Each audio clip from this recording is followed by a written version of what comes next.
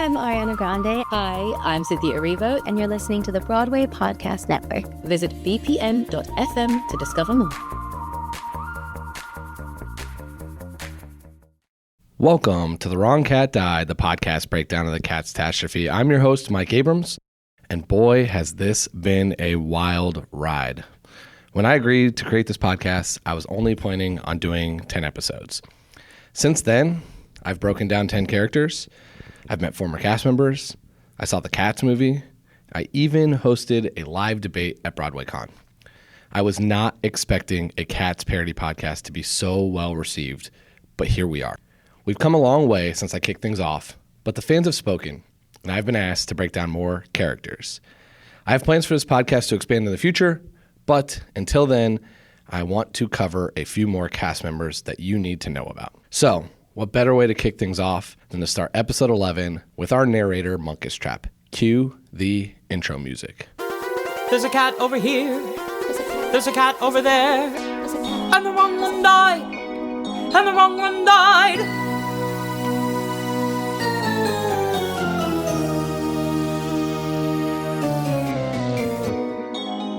Welcome to The Wrong Cat Died, the podcast breakdown of the catastrophe. Today, we're going to talk about Munkustrap, and Munkustrap is a mouthful, so I'm going to call him Monk from here on out.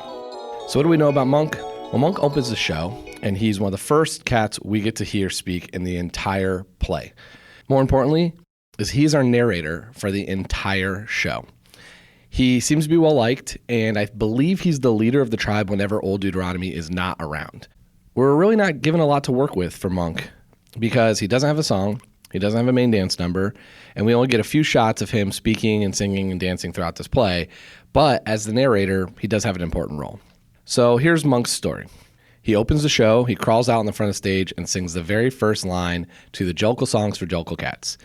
He dances around but isn't super involved again until he breaks the fourth wall, all right, Dame Judi Dench, to explain the purpose of the Jokel tribe's yearly meeting in the song, The Invitation to the Jokel Ball. Monk has to be a decent singer since he sings lines in Jenny Anydots and Old Deuteronomy song, and he also has to be fairly athletic because he and Alonzo fight Macavity in most productions. But there's really one part I want to discuss with Monk, and it's because he does one kind of strange random thing, which is for Old Deuteronomy's entertainment, he directs the awful battle of the Peaks and Pollicles. And this is definitely one of the weirder dance numbers of the show. And I know I've said that a lot, Cockroaches Tap Dancing, and many others, but this one is framed as a play done by cats for Old Deuteronomy.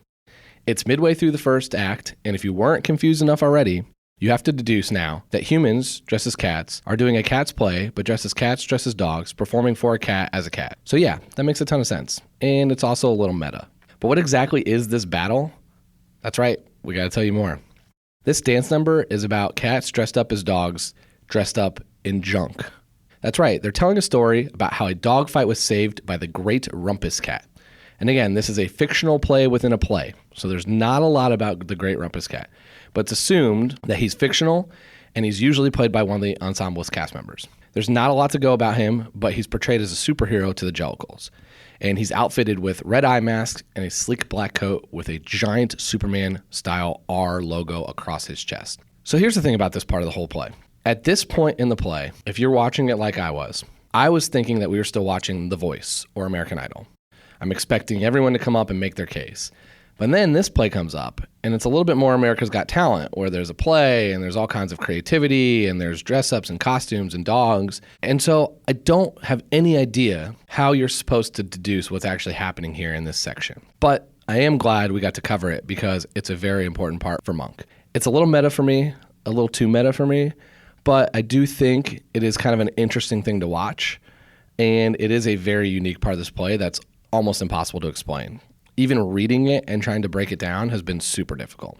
One more thing that's worth noting is that Monk doesn't always lead this battle in every versions of the play. The 2016 revival, he wasn't actually involved. It was used to be part of Gus reminiscing instead of being to entertain Old Deuteronomy. But either way, I do think it's an important piece, a piece that you need to know about, and a piece that is critical to most of Monk's portrayals. So it's also probably a good thing for us to move on because that's enough about this play. So how does Monk's song differ from the poem? Well, Monk doesn't have a song, so I don't really know how to cover this section. So here's what I'll say. When the Cats movie goes viral and it becomes a cult classic, which is going to happen, Taylor Swift and I are going to write songs for all of the characters that don't have songs. And it's going to be based on T.S. Eliot poems that no one's ever heard of. And that is going to be the future. Let's dig into some real and fictional characters from Munkustrap.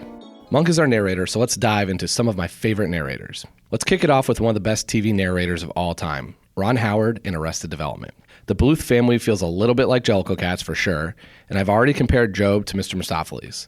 Plus, there is a Bluth family member named Bustifer, which is close enough for Bustifer Jones, so we're starting to round out our cast if we were using Bluth family members for a Cats revival. The second one is another great TV narrator, which is the adult Kevin Arnold from The Wonder Years. Honestly, I have no ties to Cats in The Wonder Years. I just think Wonder Years is a great show, and Kevin was a great narrator.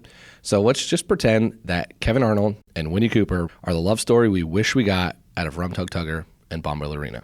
If we switch to movies, the narrator in The Fight Club is a very fitting choice. That movie is also super meta, a little bit of a play within a play type of thing, which is how I feel about Monk after he conducts his dog-cat play. Plus, the Fight Club narrator is shockingly funny, but not always in the way you expect it. And to be honest, that's how I feel about the Cats movie. Sometimes funny, but definitely not in the way I was expecting it. And last but not least, narrator Monk is like Morgan Freeman. Morgan Freeman is the greatest narrator of all time, so nothing more needs to be said about that, except for that I wish Morgan Freeman was in Cats. Welcome to the Internet Rumor Mill. The rumor mill gets pretty light once we get to the lesser known characters, so I'm going to do my best to come up with stuff or just make stuff up on my own. But I do have a very good theory for Monk that I want to cover. The first one we got to talk about is I found a list of cats that have wealthy owners when I was researching Monk. And the list is Munkustrap, Bustifer, Skim, Mistopheles, Victoria, Mungo Jerry, and Rumpelteazer. So my research found that I thought Tugger should have been on this list, but he's not called out. And one thing I still really can't figure out is who they're saying has owners or not. My guess is it has to do with if they wear collars or not, but this list seems to be a little strange, and it's definitely undefined in the rumor mill. So if anybody knows, please let me know.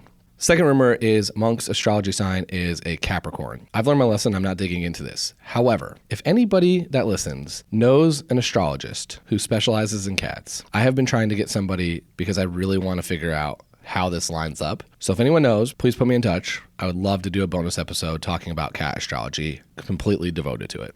Okay, let's get to the cat's family tree. We already know a few things from previous episodes. One is we know Monk is brothers with Rum Tug Tugger, and he's the son of Old Deuteronomy. We also know it's pretty likely that he's Macavity's brother, which is partly why we assume he fights Monk because he steals and kidnaps their father. The other rumor is that Monk is sleeping with Cassandra. Not a lot to that rumor, just listed there. But here's the one I want to break down because I have a theory and I have some thoughts, and I think this is honestly why I was born to break this down. So Monk is also rumored to be sleeping with Demeter and that they are the parents of Victoria. So let's think about this because I have some questions about the timeline. Let's catch up on what we know. We know Monk and Macavity are brothers. We know Macavity and Demeter have an abusive relationship. We also know that Demeter and Monk very likely have a child together. So what does that mean? That means that we have three choices, three options of how this could break down. One is that Demeter had a kid with Monk and then dumped him to be with his brother Macavity. That could be option one. Option two could be she cheats on her abusive boyfriend, Macavity, with his brother Monk, which again is another great way to spice up this relationship even more, and then accidentally gets pregnant. Or the third option can be, while her and Macavity were on a break, she gets with Monk, has a baby, and that's actually the genesis for their abusive relationship. That to me seems the most likely. But here's where I want to take it a step further. Now stick with me. Everyone thinks that Monk and Macavity are fighting because Macavity kidnaps his father, Old Deuteronomy. But what if Macavity kidnaps Old Deuteronomy as a way to get Monk to fight him?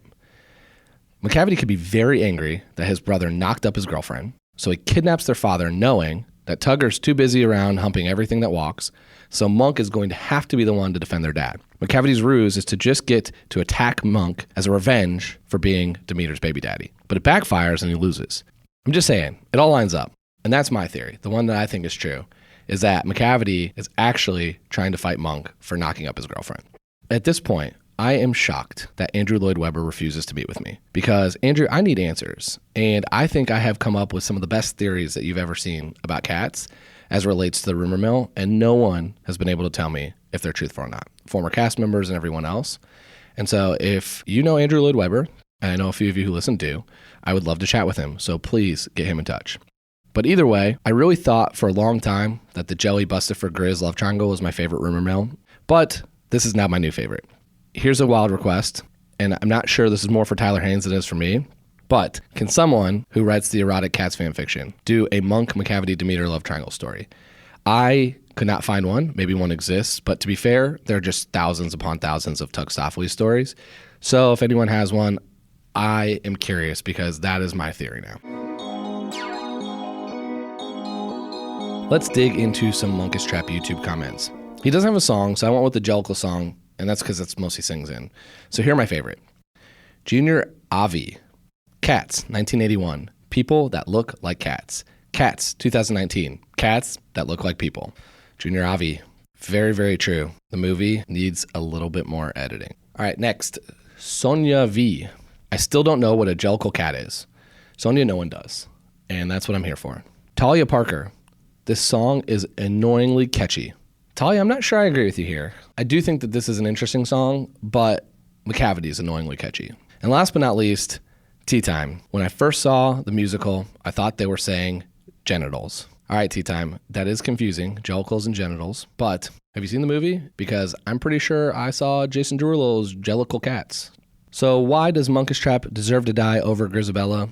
I might be reaching a little, but stick with me. If Monk doesn't fight Macavity and Old Deuteronomy ends up kidnapped, then he's likely dead, and that means that there's no winner, or you would say Old Deuteronomy wins because Macavity kills him. But he's not there to make the decision, and he's ultimately the one that makes the decision. So, if Monk fighting off Macavity is the only reason anyone even gets the chance to win, then that victory should be rewarded with a death. Quick counter, as amazing as Munkustrap is, he doesn't really do a lot. He only has a few lines as a narrator, and he conducts that weird dog play.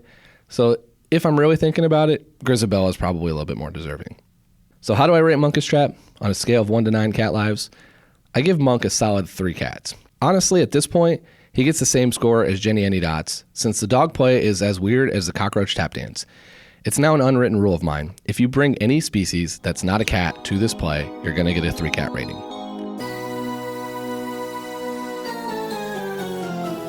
Thanks for listening to episode 11 about Munkustrap on The Wrong Cat Died, the podcast breakdown of the catastrophe. To follow along, you can subscribe on Apple Podcasts, Spotify, Stitcher, or anywhere else you listen to podcasts. Follow us on Twitter and Instagram at The Wrong Cat Died, or check out our website, thewrongcatdied.com.